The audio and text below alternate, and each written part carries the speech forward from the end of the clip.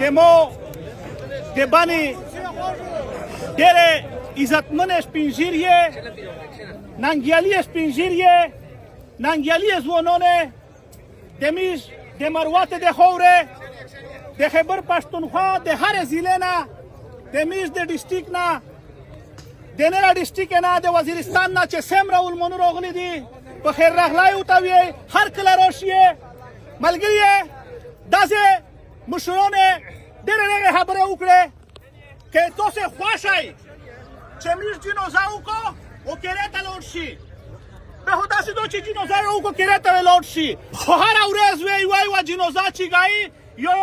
شهید ورکوي چې که چېرې مې نن فیصله ونه کړه میز د دغه برات قوم ته د کاکي قوم ته د خوزړي قوم ته خواست کوي چې دغه بني ګل ننګیالي مشران ننګیالي ځوانان په تاسې ننګ کړې ده په تاسې غیرت کړې ده په تاسې پښتې کړې ده چې څرنګه داسې مشر وویل چې پرین دا جنازه هایجک کېدله حقیقت خبره ده زه یې ګوایم چې پرین په ده باندې کوم پریشر راچېدلی شو او کومې خبرې ورته شوې دي خو خیر دی داسې مشرانو ته چې نن یې په میدان ویلار ده خو چېرې تاسې د سر سودا نه ده کړې جنازه یې داسې که هغه خپله فرض وګڼل خو یې تاسې ته یې راوړله نن مې د فیصله دغه قوم کوي چې که چېرې میز هره ورځ خبرې کوي او خبرې وکړو ولاړ شي د دغه څه مقصد نشته ملګري داسې که ډېر درنو ډېر قدرمن ډېر عزتمن مشران راغلي دي د وخت د پارلمان خلک راغلی ده میز هغې ته خواست ویئ خواست ورته کوي چې میز د تاسې سپیانې میز د تاسې د سنګ جوړولی ولې ټوکړې ټوکړې مې وکړو اندام اندام مې وکړو خو د بنې د خاورې هر مشر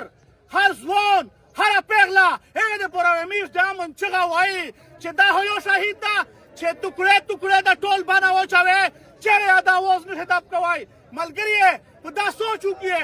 په دا سوچ وکړئ په دا سوچ وکړئ میز دغه مشرانو ته وایي دغه مشرانو ته وایي ګوره سوچ وکړئ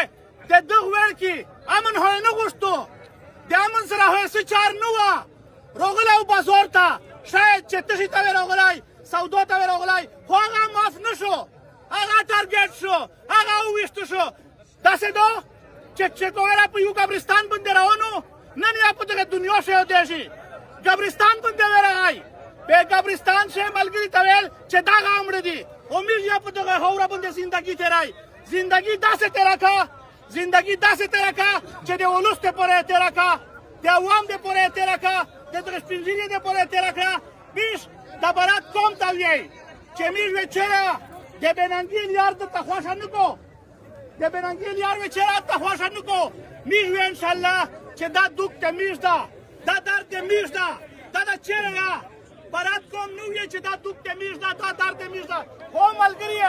داسې ډېر قدرمن مشران راغلي دي ډېر عزتمن مشران راغلي دي که نن مې فیصله ونه کړه داسې ده چې روډ یې بیا بند کړې ده روډ یې بیا بند کړې ده موږ دا ورته وایي چې په پرامن طریقې سره د خلاص کړو که خلاصوي یې نه موږ ته یې چلر شي د ولي خان خبره چې موږ د کشرې خولې په خبرې نه سموي دا په سیک سموي خو ملګري یې ورسوي چې څرنګه دغه ملګري د راک مسله الله اکبر